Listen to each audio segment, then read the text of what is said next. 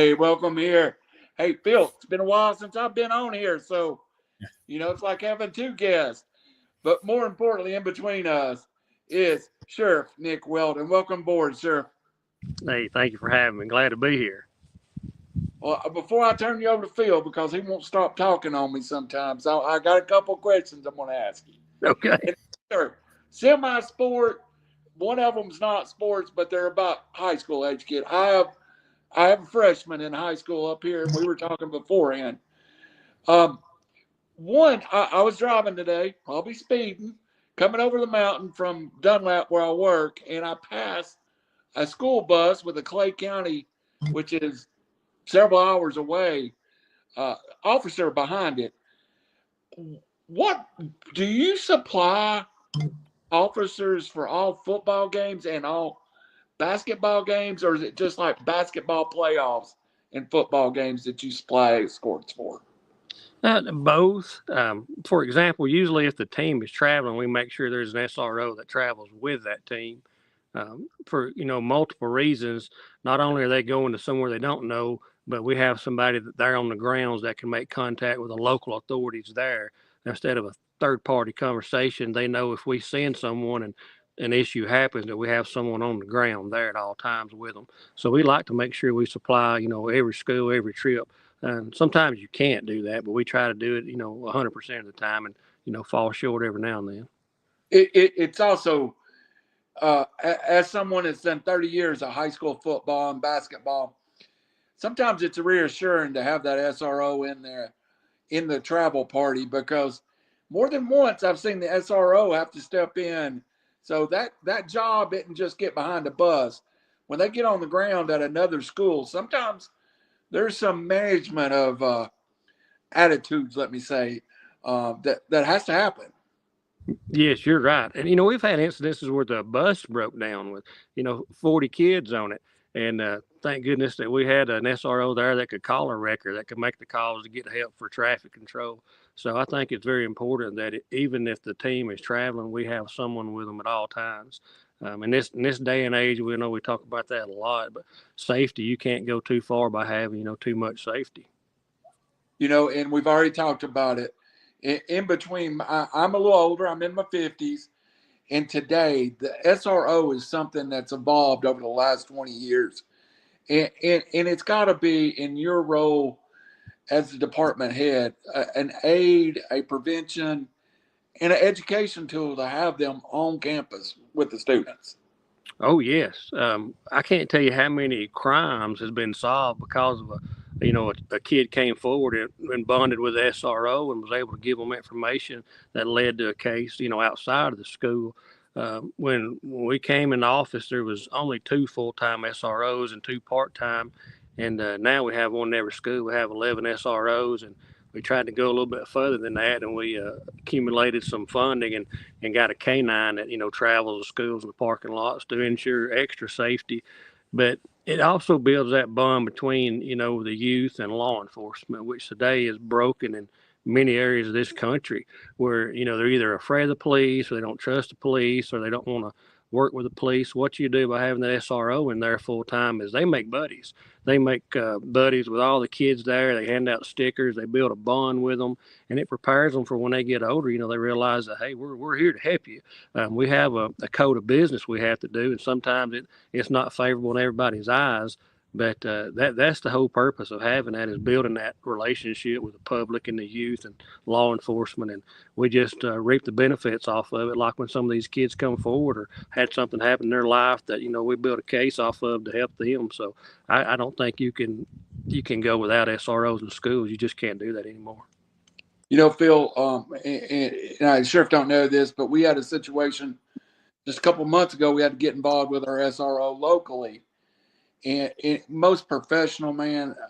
So it's a tough job. And you can comment to this, Sheriff. They're half teacher, half police officer, half school administrator, and sometimes just best friend. And babysitter. Yeah. Phil needs one of those too, Mr. Harris. I'm going to turn it over to you, sir, and I'll be listening, and I'll check in when you need me. Now there's one SRO officer I know that's down here by the head, Tim Rector. Now he's everybody's punching bag. Usually 2 or 3 or more will show up with him, and most of these guys are punching bags for everybody. So it's kind of fun to see them out, and like you say, building that bond among students and among fans too. In that way, if you do have to get onto a fan for being a little unruly, you can do it in a pleasant way without, causing a big scene because, the sheriff's department, to me, it's not just about sitting in the woods writing tickets. That's really not what the sheriff's department does. It's that go between. Often, Nick, I see a lot of times a DeKalb County deputy sheriff is a lean-to for people that are in, tragic or bad situations. Yes, you're exactly right. So that, and because and of course that's what you want. You want to be able to, them to be able to reach out and trust. And, and over the years, I think the sheriff's department has really excelled under your leadership. Everybody will talk about, that's like the last election. People will talk about who's going to vote for who. And I said, well, I'm going to tell you something. I said, I have not heard one negative comment about Nick Weldon. So that already tells me, who I'm going to vote for. Well, sheriffs in the past, you would hear some little talk here or there, and you don't know that that's true or not, but never have I heard anybody say a cross word against you. Of course, criminals are not going to say that, but as people as a whole, but that's a compliment. Yes, sir. I appreciate that. That's very humbling. I've you can't make everyone happy. If you have 100 people with an issue and you work all you can work to solve that issue, it's still going to make 1 or 2 of those 100 upset. So it's not always a win-win with people in this job. I've been in law enforcement for fixing to be 25 years, and I actually worked with Tim Rector when I was a trooper. Rector was my supervisor, and I always thought the world of him, just a genuine guy that everybody likes. And so he asked me one day if I was ready for this next role, and I was excited and fired up about it, and still am.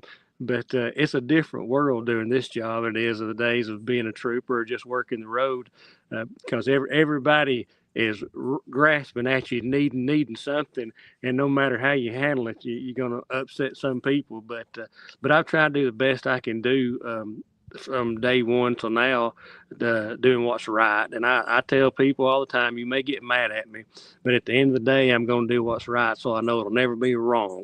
So if you get mad at me for that, that's just on you. Yeah, definitely. So I understand that. Well, Nick, as being sheriff, a lot of people just sees you out in public and just knows who you are as a sheriff. Basically, what are your everyday operations? What is your job expectations, and what is it you do on a day-to-day basis? Well, I get up every morning and I didn't drink coffee and I didn't have gray hair, 7 years ago. But I get up and I drink my coffee and kiss the wife goodbye and the kids and head to the office. And usually I am on the phone 90% of that entire day, returning calls to people that has a complaint, a question, a concern, or needing something done, or whether it be a school wanting to know if I'll get a banner for the football field or gym. And you think about 11 schools, I get a lot of calls from schools and things like that. But it's 90% of PR with the public relations now is my job, mostly the entire day. And go eat lunch. People will tell you they don't like to go eat lunch with me because we'll go to say the China King or Chow King, and we'll be there 2.5 hours. I'm talking to people, and people's coming up wanting to talk to me. But I want to. I want people to be comfortable with talking to me or something they need or something that's going on in their life that I can help out in the capacity I'm in. I feel like that's what the Lord put me here to do in this position, was to be there for those people and to make those right decisions for our future. But it's a handful, Mr. Phil. It's the toughest job I've ever done in my life. You definitely got to pray a lot and just keep your nose down and keep grinding, because you never can tell from one day to the next what's going to come in the office, what you're going to have to deal with. It's the only job I've ever dealt with in my life where every day is going to be different. You just don't know if it's going to be a good different or a bad different. Yeah, Hey, hey, I understand. Well, Nick, are there a go. certain You go. year that you have to deal with your budgetary constraints? Is that 2 months, or are you doing federal budget one time, state budget here, local? Are you always dealing with budgets? Yes, sir. Right at $10 million worth had to deal with, all the way from federal inmates. We house federal inmates. So we have the federal inmate budget, which also a lot of the monies that come out of that pays for the deputies on the road or the transport deputies. Then we have, the state monies that come in through our task force. We're the only county in the state that now has everyone on our task force is also a state task force member. So overtime that we do, the state reimburses us, but a lot of times we may have to go out of this county and work another county. That's part of being on that.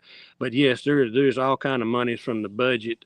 And like I said, it's a roughly $10 million budget. Have Wow. 141 employees. I just call them family. But if you just get down to the bare knuckle of it, there's 141 people work to the sheriff's office. Any given day, we average pushing 300 inmates in there. And then we do some of our big detailed saturations. We'll have as many as 400 people. We just got through doing a $4.5 million expansion on the jail to hold more federal inmates and county inmates. So yes, I'm constantly running numbers, crunching numbers, making phone calls, looking for grants that are available to maybe hire more people, or as far as equipment for vehicles, equipment for our officers. I just got through working on a $51,000 grant that we got. We have the only two in the state drug testing machines that test it out on the road versus having to send it all to the lab due to fentanyl, because fentanyl is, if you know, the deadliest drug in the world right now, where Jefferson County had over 300 deaths related to fentanyl last year. And we had right there near 20. And as of in the last 2 weeks, we've had 3 here in this county. It's a bad thing. So you're working on the budget, you're working on the manpower, you're working on trying to get canines, you're working on money to to get federal inmates in there to turn around to hire more people, or to get money to buy things like that. Or we just got 2 guys going to get a dog May the 7th. We were able to buy 2 more dogs. That's something I'm huge on. Is the dogs, and we have an aviation unit now that we've never had in the history, and that thing has come into play so many times. I think we've recovered about 6 stolen vehicles, a stolen tractor, and found upwards of 10 missing people with that helicopter. Then we have a drone program. We went through the federal government. We have some drones cost upwards of $50,000 that we can go in and do anything from looking for something, looking to somebody, or as far as helping the fire department, flying hot spots. So it's a job of many trades that most public don't know about. So when you get up every morning, and I get up and brush my teeth and look in the mirror and smile real big, and I hope I can continue to smile and not frown, because that when you're dealing with that kind of stuff, you get a headache during the day sometimes. Well, of course, when you talk about that, though, Nick, the biggest part of that too is surrounding yourself with good people. Yes. Yeah. Talk about some of the ones that you count on heavily, if you want to name a few names, because, you're only as good as your people are. That's right. Yes. And I lean on a lot of them, a whole lot of them. And it's almost like playing sports. And I kind of get this hearing you feel a lot on Friday nights. And I have to say it this way is we have good people, definitely, that surround me that I have to lean on. But at the end of the day, it takes everybody. It takes the correction officers over in the jail that's working night shift. It takes the deputies that's working night shift. It takes the courthouse security guys. It takes the investigators. It takes the drug task force. Those guys, I can pick them out and talk about many of them. The task force, those guys there, they just every year they amaze me at the weight and the numbers that they bring into the table. And there's just 4 of those guys working nonstop, a ton of overtime, but they get, they'll get tips and complaints and cases from the road deputies, from the investigators, from the school resource officers. So it takes everybody And that's why I never say, I do anything. It's we had to do this and we got this done. Because if you don't have a team, and our only leader we have, the reason I can't say I lean on one person, because the only leader we have at our team is the good Lord. And he gets called on a lot. He gets called on daily, many, many times. So we're just a team working for him. Any given day, I know I can fail, or the chief deputy can fail, or the captain can fail, or the task force commander can fail, but I know he's not going to fail. So I pray every day that he just gives me the guidance and gives them the guidance that's deserving to him. And we'll move forward, and good things will happen. And I firmly believe great things have happened in the last, 2 terms. And it's just because of him. It's not because of anything I do. I'm just an old country boy that just prays hard and looks for just one answer, and that's the one coming from him. Yeah, just following his path, always a good thing. When you got, from what I understand, now I don't know if this to be true, but I've heard people say this. Do you start the day every day in your office with prayer with everybody that's there? If we have that ones there, that is hard because we don't always come in at the same time. And I wish we could come in at the same time, but you can't come in at the same time. Usually shift changes at 6 o'clock for patrol guys. The same thing with the jail at 6 a.m. That's something I try to do in the office. And, even if it's just me or the guys in the office, but usually the first thing I do is when I get there is I'll shut my door and I'll take the time to ask the Lord to give me the guidance of what to do and to watch over everyone. We probably don't do that enough, and I'll be the first one to admit you get busy in life and you get away from things you need to do. But at the end of the day, when you reel back in, you realize, what you got to do. Yeah, definitely. I understand. Well, tell me this, in your job, what is probably the thing that you dislike the most? Oh, goodness. I'm thinking that I dislike the most. Well, I am not I'm the black sheep. I'm just going to put that out there. I don't get a lot of calls when there's political gatherings or Republican meetings or thing. I don't always get notified of those things. So I don't like attending them, actually. I like to do my job and what the people elected me for, and just go at it. I don't like to kind of get into, I guess you could say, the hobnob of things, because I'm the kind that usually I'll base my opinion on how I feel about why things are the way they are. So I don't always get invited to those kind of things. And so I guess as far as being disliked is I don't like the politics of the job. I'm kind of my own kind of guy, Oh, I understand. Well, what's the most rewarding part of the job? Oh gosh, Mr. Field, there's so many of those. I can't tell you how many people that I'll see out here that I won't recognize them or won't know them, and they'll come up and usually they'll say, "Hey, Mr. Weldon, I want to thank you so much. I was on drugs and I got caught and I got clean. I got my babies back and I'm back with my husband. I'm back with my wife. Just I was so mad at you at first when y'all kicked my door off the hinges and come in and snatched us up. But, I realized you saved my life." I've heard that so many times over the past several years, and it still gives you that same feeling of, like I was saying, you can't make everybody happy. And at that point in time, they really don't like you when we do something like that. But to have them to come back like that, and say, "Hey, I would have never gotten my kids back if I hadn't got caught, because I would have never cleaned myself up on my own." And that's probably the most rewarding thing, is knowing that what you're doing every single day is still making a difference right here. Yeah, because you deal with a lot of negatives. So, and that's tough. It's like a lawyer's job. You deal with a lot of negatives, so you like to see those positive. That's like, for instance, when you see the guys out that's on the workforce that you'll see cleaning up the highways and weed eating and doing all that kind of stuff. When I've ever run into those guys, out delivering potato chips, I'll run into them every once in a while. Most of them's pretty good guys. They've just either made bad choices or had bad breaks, or maybe, they weren't brought up in a real good environment. But for the most part, they're very appreciative. They get out in the public. They're very friendly, and they're trying to get things going on the right track. And you can tell that. Oh yes, yeah, and we're big on that. I don't know if you've noticed. I feel like our roads are cleaner than I've seen them in years. Used to you could pull up at four-way stops and you could pick up enough cans there to go buy you a six-pack of Coke or whatever it be. And so we really push that, and we have three work crews out now, something that we did not have. We have three work crews out running, and it also gives them an opportunity to get out of the jail, get out of that little caged-in area, get out, breathe fresh air, and we put them with somebody. For instance, I hired the third person that does the third cleanup.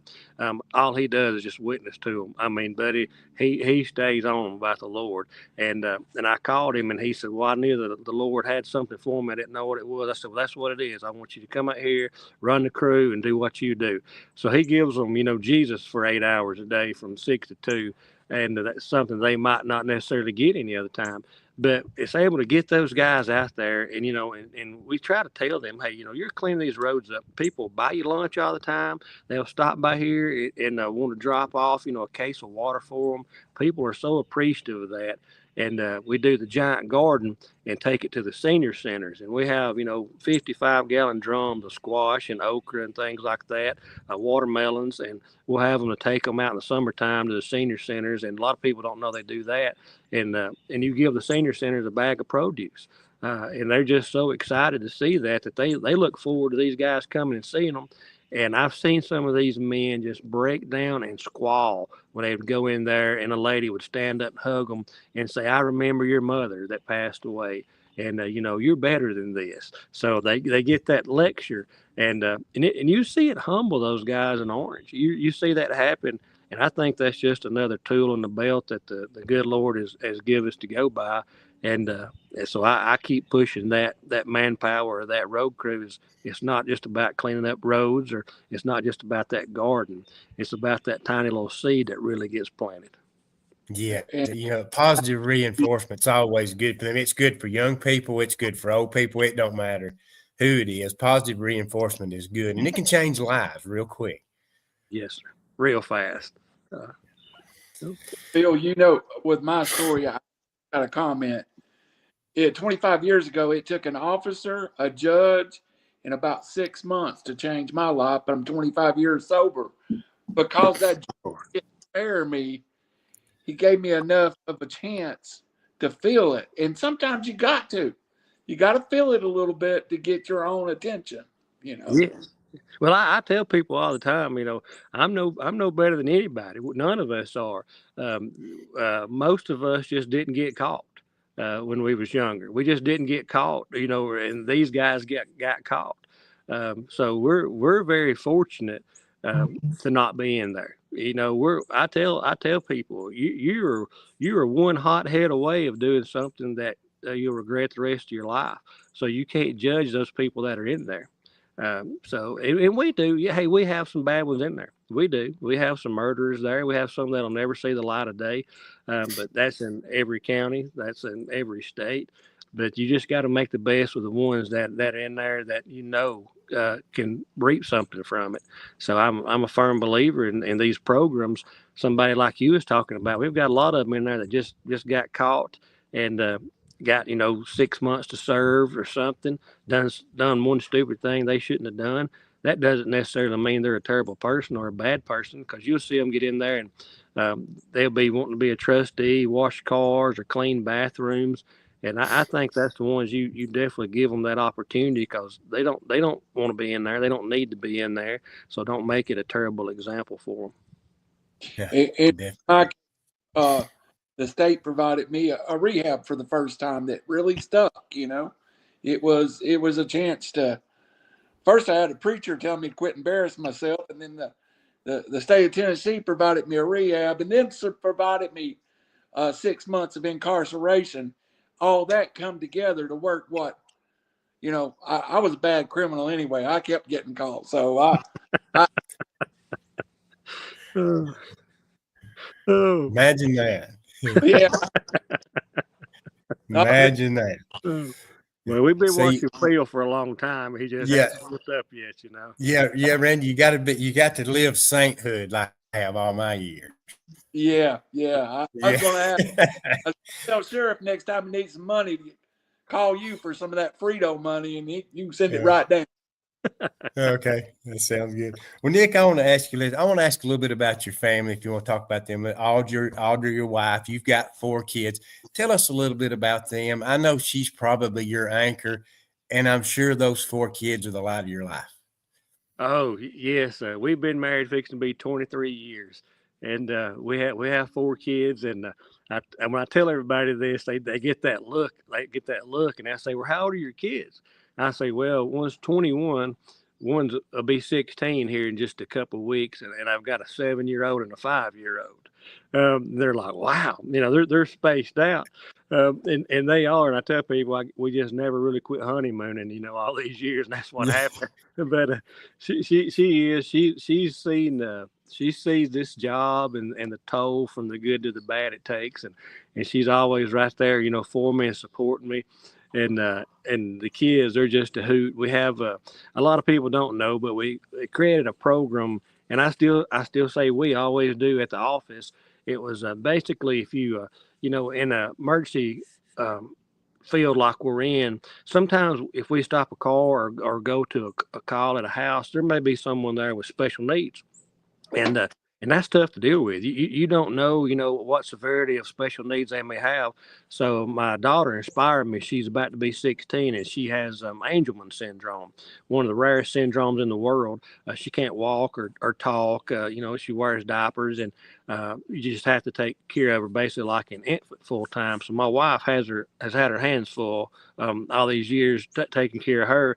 But that inspired one night. I just woke up and thought about it. So we created a program called the Shining Star, and it's went all the way across the state of Alabama, and with hopes of it connecting all the way across this country, where basically if there's someone like that affiliated to a vehicle or a house address in the database, if you got a call, say on Highway 117 Valley Head, just throw a random numeric out there.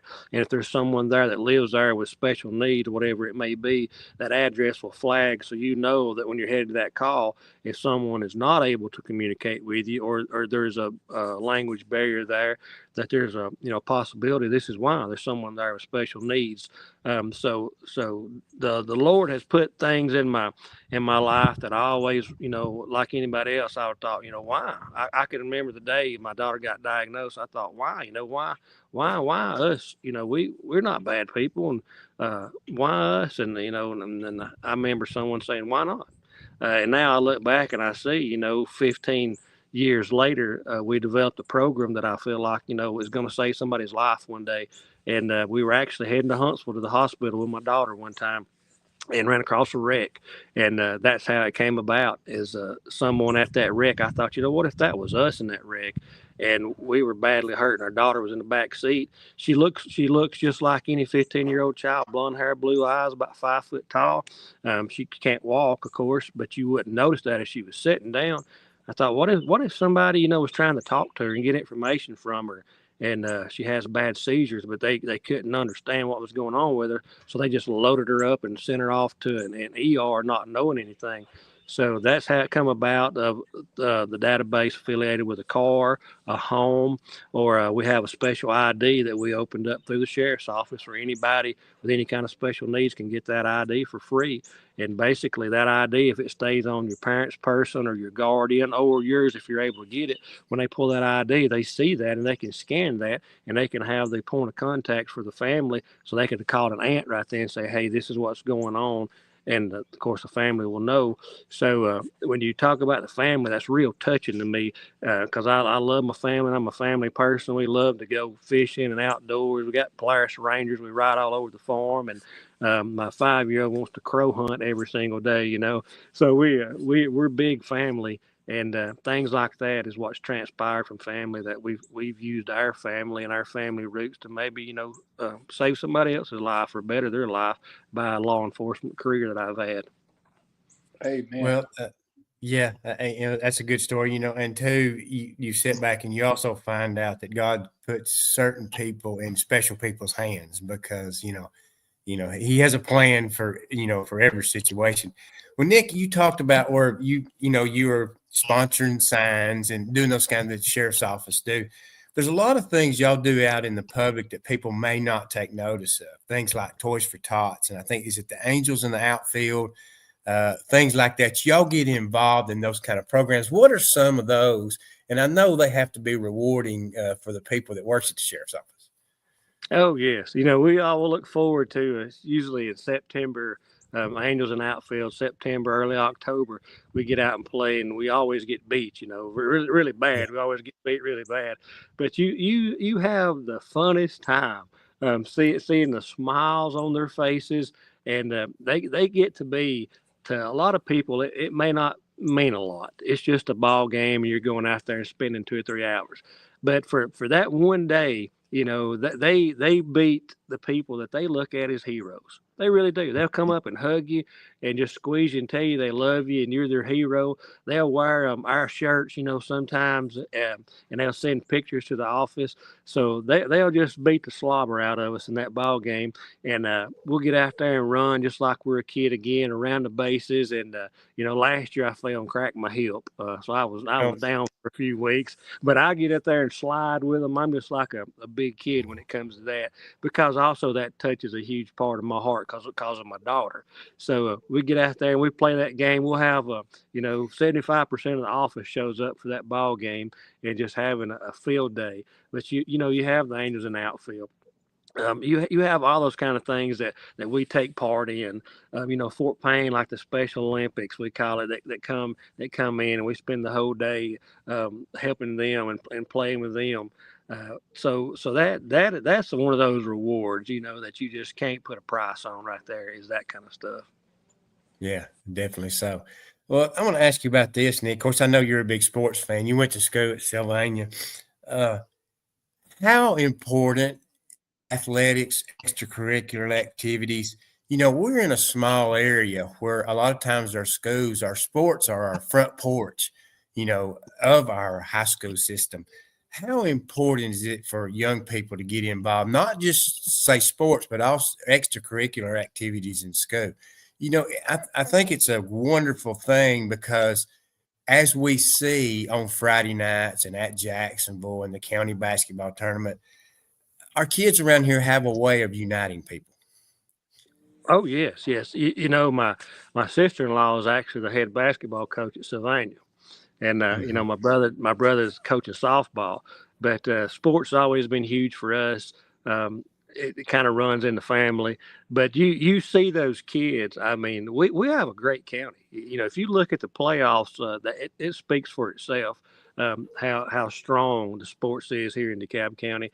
But it's so important. Those kids, not only are they friends in school, they bond more on the field, and they become a stronger friend. And they're there to lean on each other and help each other. And just like the good book talks about the idle hands, you got to stay busy. And I think that, it's very important that our kids, do play sports and are active in there. Not only are they building a bond with the other kids and building basically a family with them, one's going to help the other not make bad decisions. There's always that one person in school that you were buddies with that, you'd have to say, hey, you don't need to do that. You don't need to go with them. You don't need to do that. I think that's a luxury of what we have here in a county like DeKalb County. It is a big county, but it is a rural enough county that, kids can be buddies and not have to worry about terrible things happening like they do in bigger cities.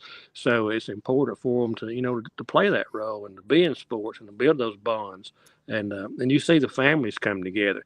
If you go to these, as well as anybody, you go to these football games and the basketball games, they're packed. There's people lining the walls in there supporting these kids, supporting all the kids, and kind of like some of them as their own kids. They're supporting them so much. So I think sports is a huge impact on family values in our county, because it goes beyond just, scoring a touchdown or making a three-pointer. It's building a bond with other kids, and it's building a bond with family to family. And that's what communities are about. When you need somebody to come help clean up the softball field, and you send a text message out, and there's 40 people there, but there's only 10 rakes. That's what that means, and that's what that does to me. Feels like. Yeah, and I think with parents kind of sort of live their life through their children's eyes. They get the opportunity to do that because around here we don't have a whole lot of things where we're out in public a lot. So when football season's not going on, you know, you don't see as many people like you do on Friday nights. But then basketball gets tournament time, you start seeing them out again. So sport is special around here. And yeah, I know Alabama and Auburn football is a huge thing, but I still think high school sports rules the roost here in DeKalb County. Oh, absolutely. I mean, I want to cut the radio on Friday night when I leave a game, or if I'm not at a game, and listen to the scoreboard. That's just something I guess you never grow out of when you come from a place like DeKalb County. You want to keep hearing those scores and keep hearing those highlight reels and talk about the young man from this school that's got a good avenue ahead of him. You just I've been out of school. Wow, so I'm starting to think about it pretty good while now. But I still like to hear the scoreboard, and I'm one of 99% of them that graduated from high school that I'm sure is still the same way. So we come from a special place. I just don't think there's another place around like our county and like the people of our county. We may even get him to move down here for us over with. Yeah. Hey, so I lived there for 5 years, and I am retiring back in DeKalb County. Whenever I get finished and I'm getting awful close, a mutual friend, maybe we should mention him, Howie Cheney. We've already talked about me buying an acre of land and just moving down from him. So yeah, my plan has always been to retire somewhere in DeKalb. I love it down there. Oh yeah. Yeah, it's just, there's no place like it. I years ago when I got hired with the state, I've had to move several times before I got to come back home, and there's just no place like it. I've lived in Tuscaloosa, I've lived in Heflin, I've lived outside of Cedar Bluff, and back home here, and there's just no place like DeKalb County. When you Friday nights too. I'm not just saying this because Phil mentioned it, but people, it's like they almost wait all year long for those Friday night football games, and you won't see none of those jokers anywhere, not even at Walmart. But come Friday night on a football field, you can bet everybody from that community, if you go to a couple of them home games, you're going to get to run into them. That's definitely Years doing this, and I do the Sylvania football show with the coach. I went down to a game a couple of years ago, and you would think I was a celebrity. Just everybody knew me, and that's the way it is. You support our program, you do this. Now, everybody in that community is great, but I think we could do something about Howie Cheney. But that's just a personal issue. Oh, I wish Howie would have made it on. I'd have tried to give him a hard time about something. But Howie is a good guy. I seen him at a parade here a while back. Was in a parade, and my kids were throwing out candy, and Howie walked all the way across the road, and come over, shake my hand. And that's just what kind of guy Howie is. He's a top-notch guy, in my opinion. He picked up a few pieces of candy too on his way over. Right. I'm surprised he didn't throw them at you. Yeah. Right. Yeah. Well, and you talking about, of course, you have memories and stories, and of course we had Coach Weldon on when she made her run through, got all the way to the Final Four. What a great story that was. That team had 6 seniors, struggled out of the gates. She finally got them to bond, and she told us how things kind of come about, and they just came together at the right time and made all the way to the Final Four. I know she was very exciting, but the Sylvania girls ended up having a great season. They lost to a great basketball team down in Birmingham, but that team really hit their stride, and I was so proud for her. Yes, I was too. It was her first year, and I don't get to go to all the games. I like to go because I'm usually speaking at events or or going somewhere work wise. But she is now she gets after it. She gets after it, and she loves it. I mean, that's her calling, no doubt. And just to see like you said how they started out to what they became. That goes back to just like people in their jail. You hadn't always got to be like you started out, and she proved that with some young girls that started out rough that came out as legends here at Sylvania. Well, you've talked about this, your faith. I mean, I know it's very important to you, and I truly believe, Nick, that maybe back around pandemic time, people was kind of sort of afraid about speaking out about their faith, wouldn't say a whole lot about it. But, I think since that time, everybody's got locked up and was, not allowed to do very much. And then the freedom came back and everybody got back out in the public again. I've noticed a lot more people starting to head their way back to church. I see a lot more people talking about their faith now and not afraid to do so like it was in the past. That's always been important to you, and you've always wore your faith on your shoulder, so to speak.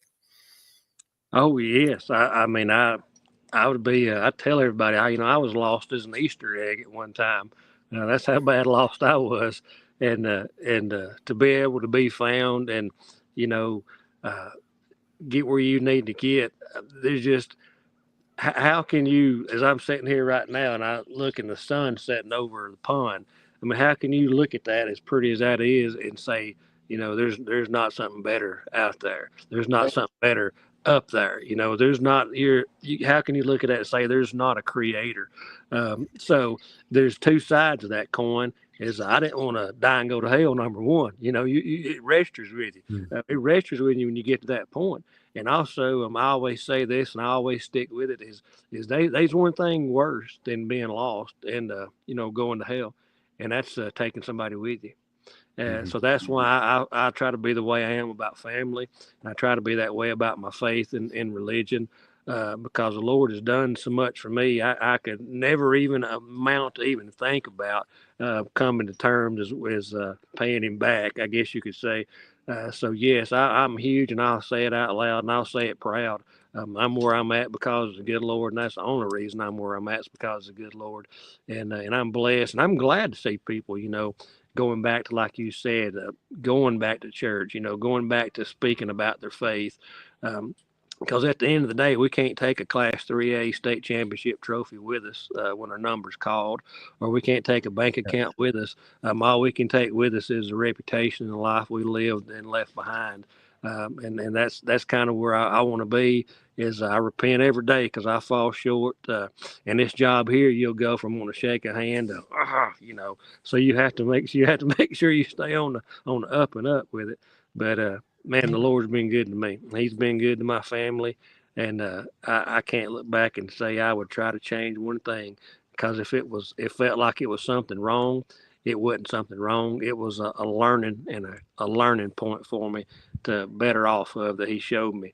So yes, I'll say it in front of 100 million people or 10 people. I love the Lord. He's been good to me and my family, and if we've got anything, it's because of Him.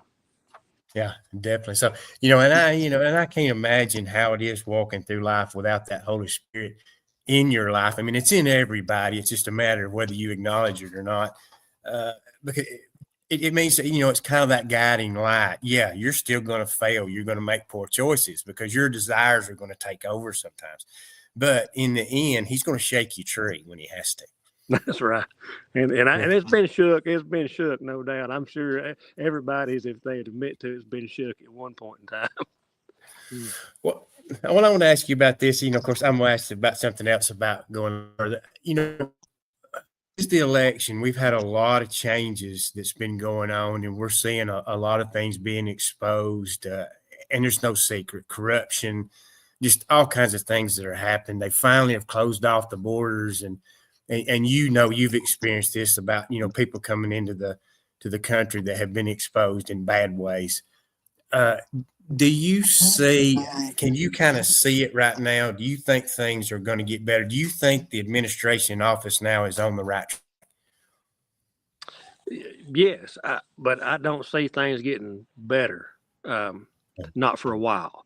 The reason I say that is, 99% of the drugs that we deal with come across the border. That's where it comes from. There's no, very little of making it out in the well house like years ago, because everything taken off the shelves.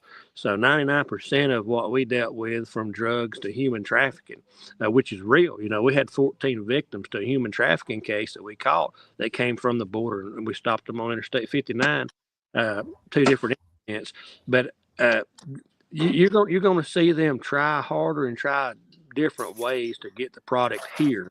So they're going to do some more dangerous things, I feel like.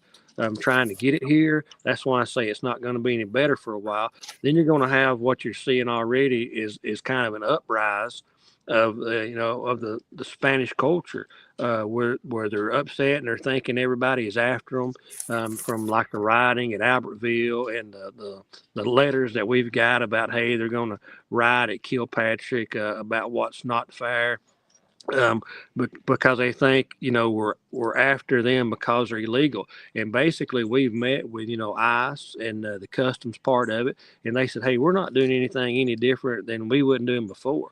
We're just going after the dangerous criminals and the ones that are wanted. We're not just going snatching up somebody and checking for your green card, and if you don't have it, throw you on a bus. So we're just working the same route that we've always worked, but it's a point of paranoia that's set in with them to where they think we're after them.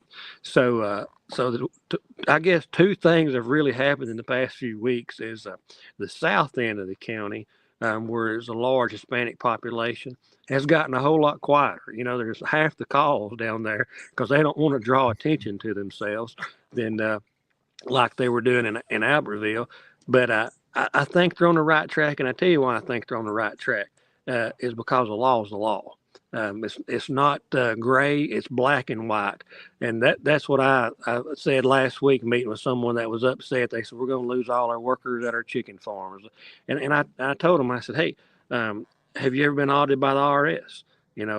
Well, no. I said, well, I have once, and this is honest God truth. We're getting audited again in 2 weeks. so I'm getting audited for the second time in the past 5 years. So that's the law. I have to go take my stuff and be audited like anybody does. That is a law-abiding American citizen. So I tell them, don't preach to me about being unfair. The law is the law. It's black and white. It's not gray. If it's illegal, it's illegal. So in a position that I'm in, no, we're not out trying to steer the pot and snatch up people that don't have a current green card. We treat it like we've always had to treat it. If we deal with them, now we just submit a form to ICE and Customs that, hey, we arrested someone for this, and they don't have proper credentials. They're not a legal citizen, and it's up to them if they want to detain them or pick them up or not. So, will it get better? It will, but it's going to be a while before it does, because you're going to have so much pushback and fight back from people that think it's wrong. Even though the law is the law. And I know that may hurt some feelings, but that's just the truth. Well, sure. I don't know if you agree. Go ahead, Randy. I'm sorry. You notice, too, like so much stuff in the world, the strength of illegal narcotics have become greater and greater, too, to the point now it's not a lethal dose of fentanyl is not a few grams. It's a few particles. Has the strength or potentness of the illegal drugs coming into the country, by it being increased, does it make it easier to get in, or what are you seeing from a law enforcement side trying to slow that down? Well, we made the first ever pure carfentanil case probably about 2.5 months ago. And it's the only one I know of actually in North Alabama. And it came out of Georgia. And it's 80 times more potent than fentanyl itself, that pure carfentanil. So all that comes from the border. Every single bit of that comes from the border.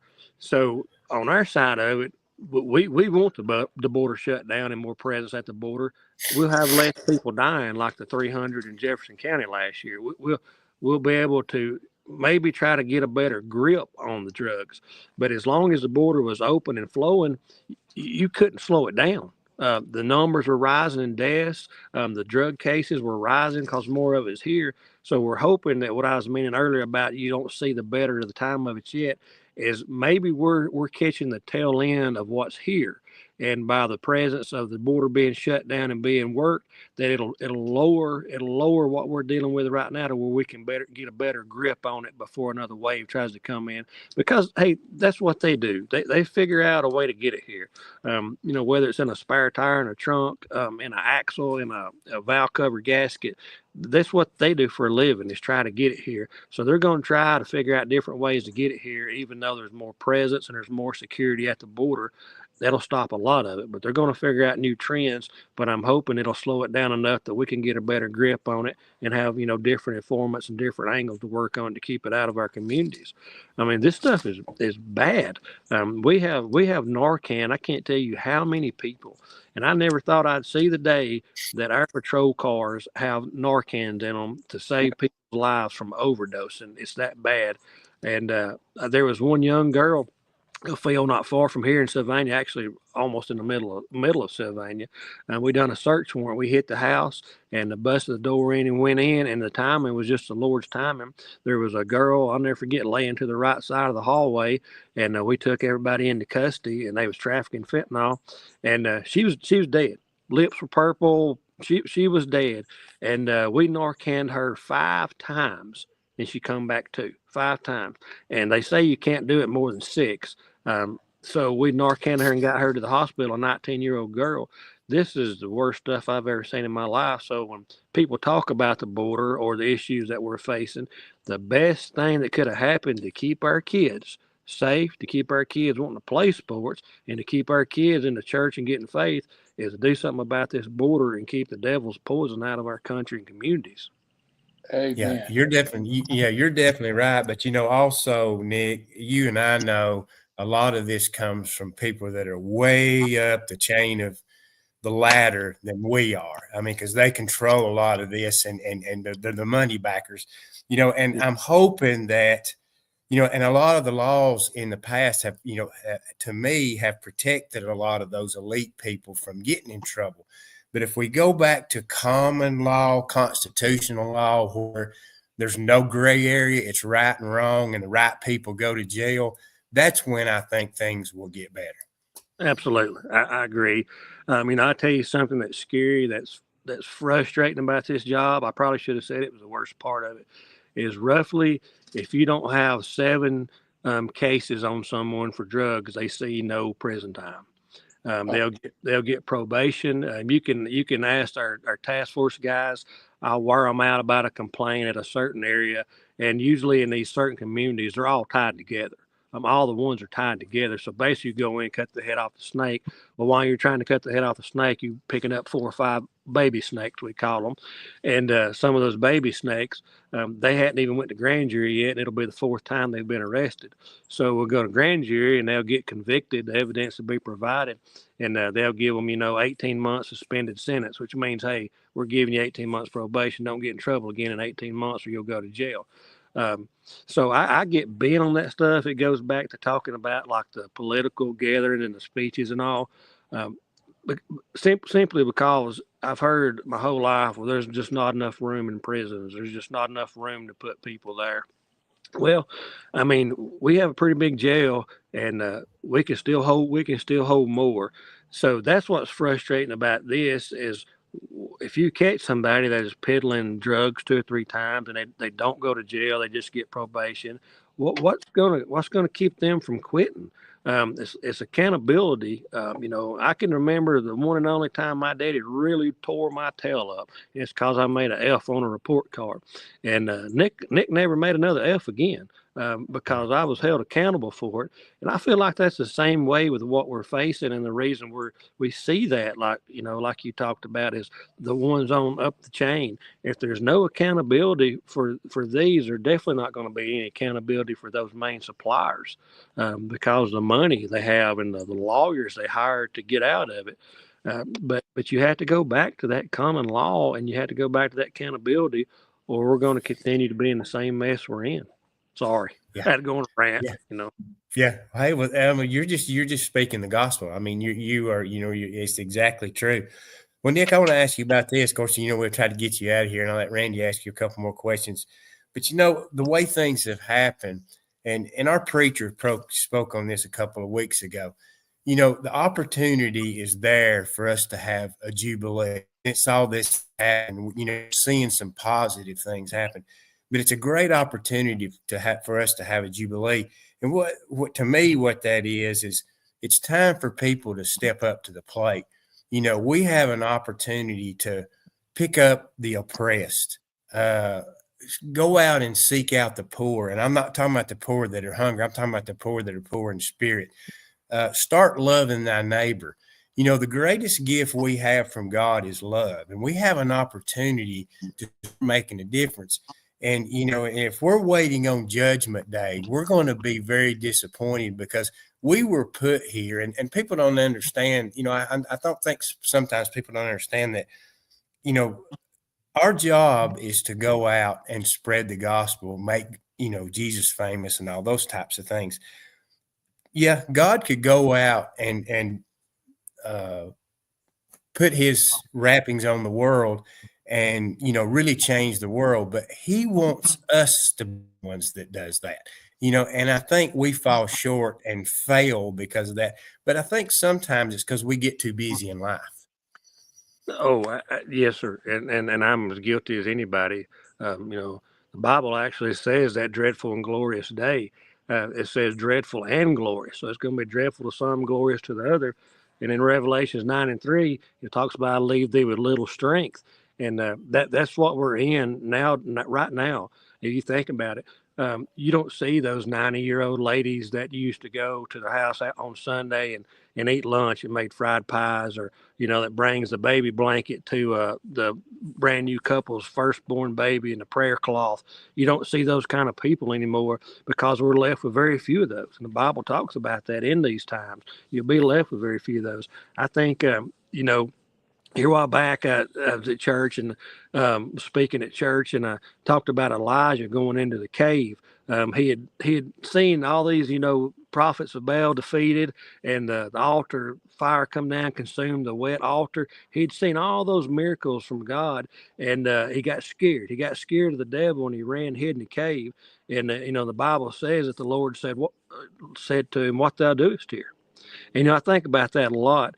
Is he'd seen all that happen, and he knew what God could do if he would just, you know, call on him and cry out to him.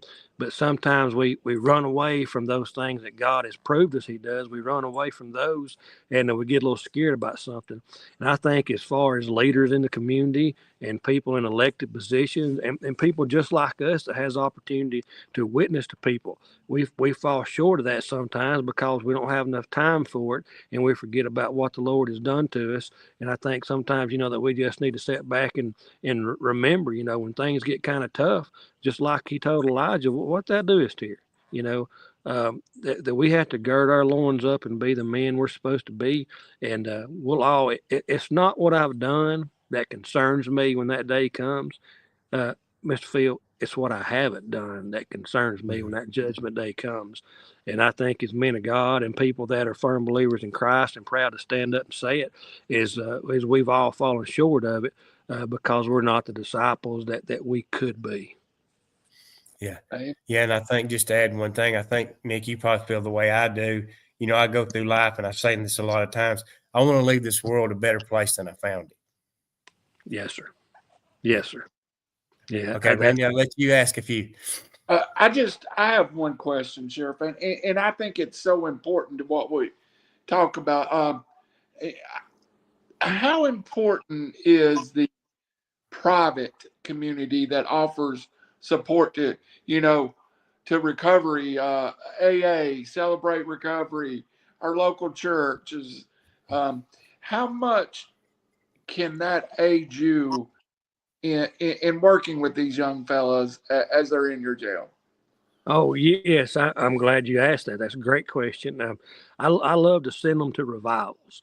Now I have a guideline though of what revival I'll send them to. You know, there has to be a specific Bible, the one and only Bible there is, and there has to be the true gospel preached before I'll let them go there. Not a, don't take this the wrong way, but not a feel good, we love you, glad to have you. Conviction is what gets you turned around in life. So I think the churches are very important, and we send a lot of them to revivals. I think the private community, what you just said, I think the private community itself is more effective than any court order rehabilitation there is. The reason I say that is they know they're going, if they get sentenced to 6 months to a rehab, they're going to go down there with one thing on their mind is I was made to come here. All I got to do is make it 6 months and I'm out of here. I can stand on my head 6 months. You don't see a real transition in 90% of those. And I say that because the last one, I seen 12 get ordered to a facility. From the time they got out, in 6 weeks, only 3 had not been put back in our jail for drug charges. So that's 20% success rate. Well, fast forward 9 more weeks, 2 of them were back in our jail. I thought, well, man, one made it. If one makes it like the lost sheep, at least it was intended for something. Well, not even 6 months goes by and that one doesn't make it. So I think the private sector, what you just said, is when you're getting those people in there, like taking them to the community centers where they're having to give squash to grandma's friend that tells them about grandma and how much grandma loved them when they was little, or you take them, to that church where they're hearing the gospel preached and there's people, saying, hey, we love you, we welcome you here, come back here. That has more of effect on it than in order, I feel like, because it's not in order anymore. It's somewhere they're going where their hearts are starting to hurt. They're starting to feel real humbleness, real love. So their hearts is starting to hurt for something that's real, not something that's fake. So I'm a huge supporter in private support like that, 100%. Well, I'll turn it over to Howie. I'll come up to you. But if you read my story, you would find out that it starts with one of those 12-step recovery programs. And it starts with someone who thought they was atheist. They told, you don't have to, worship God to be here.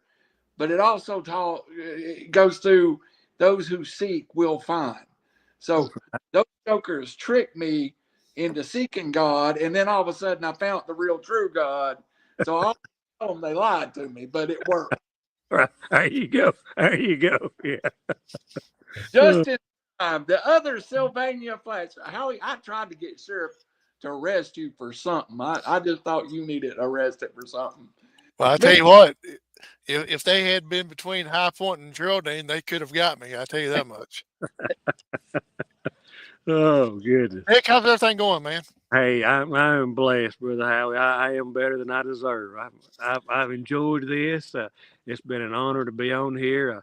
Mr. Phil, I see Mr. Phil from time to time when I'm eating breakfast. I thank the world of him, and you to be on here. It's just it's an honor to sit down and just be you, I guess you could say. And I've enjoyed this, and I'm a blessed man, my friend. That's all I can say. Better than I deserve. I tried to get here as soon as I could.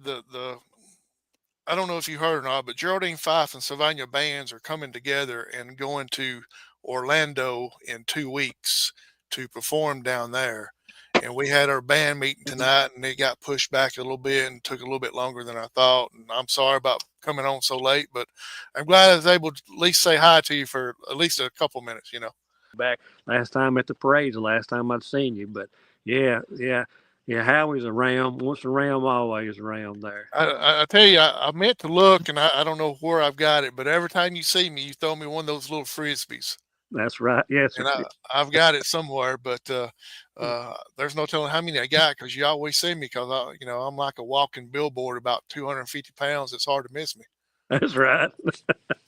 Listen, he didn't disagree either, did he, Phil? Yeah. No, I was talking about the frisbees. That's what it was.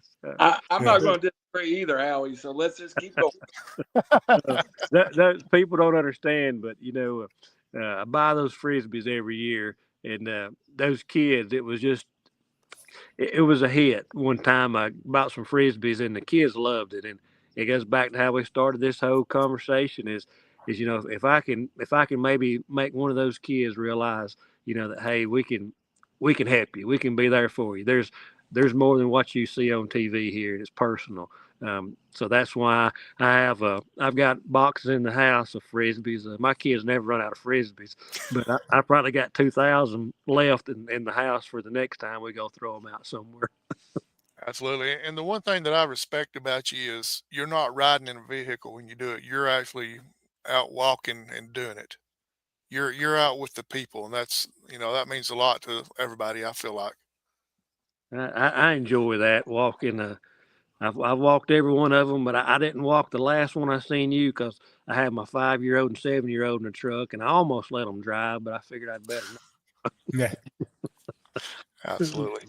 And I'm not going to ask any questions because I have no idea what y'all have already covered and everything. But I'm Well, sure you y'all can have ask covered. him. You can ask him those questions at the end about what his favorite music is and all those type of things that we saved for you because we thought you might come on. You can throw them at him. Oh, okay.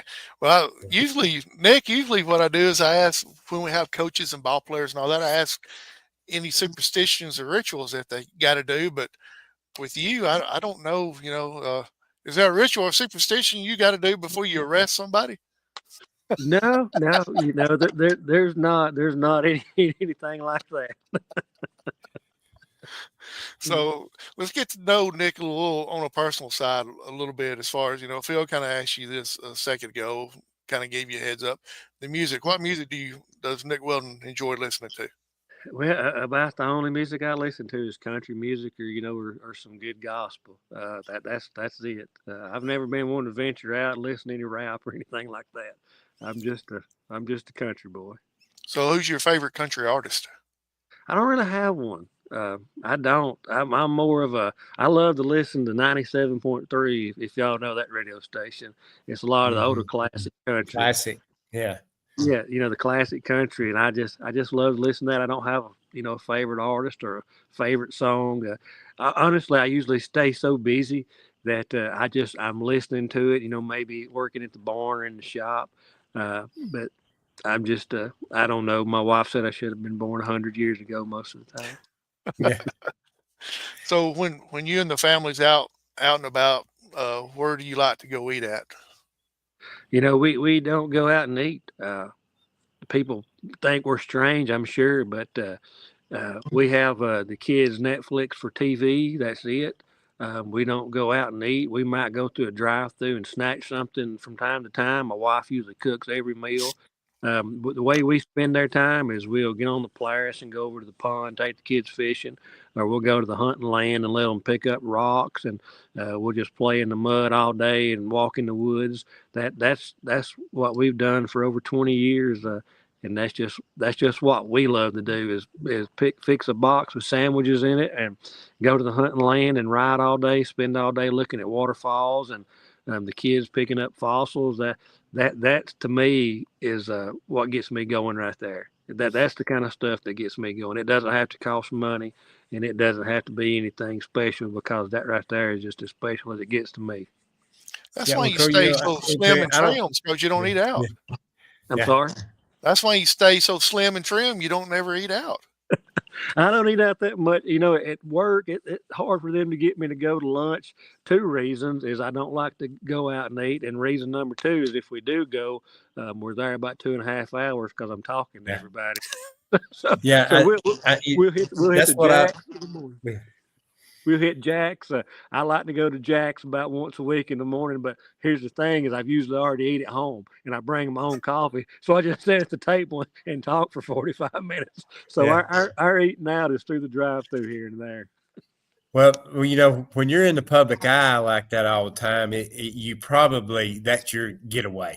So get out on the farm because you have to deal with the public so much, good and bad. Yes, yes, sir. Good and bad. The buck stops here. It can be something I know nothing about. That an issue with a deputy that happened 3 weeks ago, and the guy runs into me at the store getting diesel fuel, and I hear nonstop 20 minutes about it, and have really no idea what's going on. Then I go track it down and see what happened because I run a pretty tight ship, iron fisted. So if there's an issue, I handle it. But also I've got to back 110% because I know what it's like to have to deal with these people. There's always, there's usually two sides of the story than the truth. So I stand up firm for them. But believe me, if they do something wrong, I cut them loose. I've done that a couple times. Because like I told you earlier, I'm going to do what's right, no matter if somebody thinks it's wrong. I'm going to do what's right because the popular decision is not always right. But as long as you do what's right, you'll never be wrong. Absolutely. And the one thing that I don't know if you've had anything to do with it, but I'm sure you have, is you've slowed your patrolmen down some. Right. We had some young ones that would run pretty hard, going a lot of places. And I, and I tell them a time or two, it's only going to be one deer. You're going to be no different than anybody else, or hit a car, then we're going to be in trouble. So you have to have those. We call them multi-purpose room meetings, is what we call them. And usually when I call one of those together, it's amazing how fast the flu hits. So one more thing I want to touch on real quick, and then I'll be done. Is I caught the tail end of y'all talking about the church and everything. Your jail ministry you got going on down there. That's something huge. My sister is a part of that a lot of times. Have y'all spoke about that tonight? No. Oh, we lost him. Oh. Wonder if his phone died on him. May have. There he is. Okay, sorry. No, someone was calling and my phone cut out for some reason. But no, we haven't really spoke on that. But there's roughly 70 of those jail ministry. And what I do is Ranger Wright as the chief jail administrator. I kind of just let them have at it. Because they may have a different way to approach someone than anybody else does. So they get their right feel, they call it. They get their right feel for the right pod and the right people that they feel like they can bond with. But I love that ministry. That thing is 3 times as big as it was. I think there was around 14, if I'm not mistaken. There was around 14 when we came in office, and now it's up to over 70. And a lot of those chaplains are, on call for if needed for any kind of ministry work related to the jail. I'm a huge supporter in that. I stay out of their way. I just let them do their thing, and I'm proud of those folks. They're dedicated. They show up, and man, they go in there on fire most of the time, and I love that. I know for my sister, she's been doing it for years, even back when Jimmy Harris was there. And when you took office, they were worried about if you was going to let them continue to do it. And I'm like, I think y'all will be okay. Y'all just tell Nick what's going on, and I think everything will be good. And once they got in there, and once you got in there, and everybody realized that, yeah, he's on our side, everything was going to work out just fine. Oh yeah, that's definitely one thing I wouldn't dare cut down. Absolutely. So, Randy, you got something real quick? No, I'm kind of overwhelmed by this show. It's been a blessing to my heart. You have 4 men that come to the same conclusion in life 4 different ways, and if you have doubts of the reality of one God, you can look at each one of these stories you heard tonight and know that we each have our own journey. And I've had a bad week. I've had a hard week. I've had a trying week, and this show's meant a lot to me. And I want to thank you, Sherriff, and please feel free to come back anytime you like. We don't need no reason. Just come tell us what's going on. Yes, sir. Well, I've been blessed and enjoyed it so much. Thank y'all for having me. And if I can ever do anything for you, that's what I'm here for. I'll do whatever I can do to help you out. And that goes for anybody, not just you men. Like I said, I believe we've all got a calling, and while we're here and in a position to do it, we need to do it. Yeah, hey, Nick, a couple of questions. This is something I meant to ask you about, and I hate to do this, but some things that people might have a question about. If you wanted to get a conceal and carry permit, how would you go about doing that at the sheriff's office? If you've never had one, you can come into the office and you just fill out a background form. And it takes a whole whopping 5 minutes to do that, and we can get you the permit, take a picture, print you out the hard card ID, kind of like a license. Right there. If you've had one and you want to renew it, you can go online and renew it online. They're not hard to get. As far as the number of permits, probably 60%. Less than there was a few years ago when the law got passed, to where basically open carry was fine. And I lobbied against that. And I tell you why I lobbied against that is there's actually a man right now, I can't mention his name or anything, but he's on a murder trial. But I always said, you know, you got to have one if you go out of state, no matter what. You have to have one. You have to have a permit. But number two, if you ever have to use that firearm, you need to provide every means you can if you take someone's life that you Amen. have done it. You've done everything from training. You've done everything to verifying you're legit. You've done everything to verify you have nothing to hide. Because if that day ever comes, they'll pick you apart on the stand trying to charge you with murder. If it wasn't murder, if it was murder, vice versa, if a firearm's used.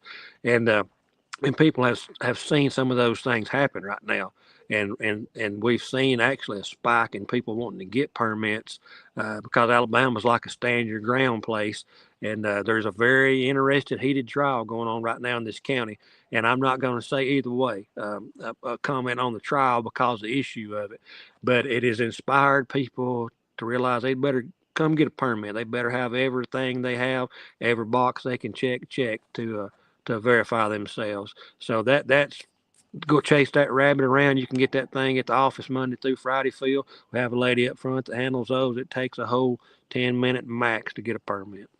Okay, that's good. I've been wanting to ask. The thing is, I know y'all have a shooting range, the county where the officers practice. Is the community allowed to use anything like that? We open it to the public every other Saturday. We have a Okay. firearms instructor there at 9 a.m. in the morning. It's open 9 to 2. Anybody's welcome in anybody's welcome in the county. We probably have people come from other counties, but anyway, the FOP range, we lease that range, and every other Saturday we open it to the public from 9 to 2. We have a range guy there. They're welcome to come and shoot all you want to shoot. He'll even help you with firearm safety, handling the gun, or you know, if your wife or something wanted to learn about a gun, he even, you know, will help them. And actually, we put on a couple classes a year, firearm safety classes, and we do a woman's defense class. We try to do everything there is to support the Second Amendment right. Yeah. Hey, well, that's great information. I'm glad I thought of that because I wanted to ask you about those two things. And I'm proof that if you don't commit crimes anymore, that you can get your rights back. There you go. So, appreciate it tonight, Sheriff. He's Phil Harris. He's Nick Weldon, the sheriff. That's Howie Chaney. I'm Randall Cunningham.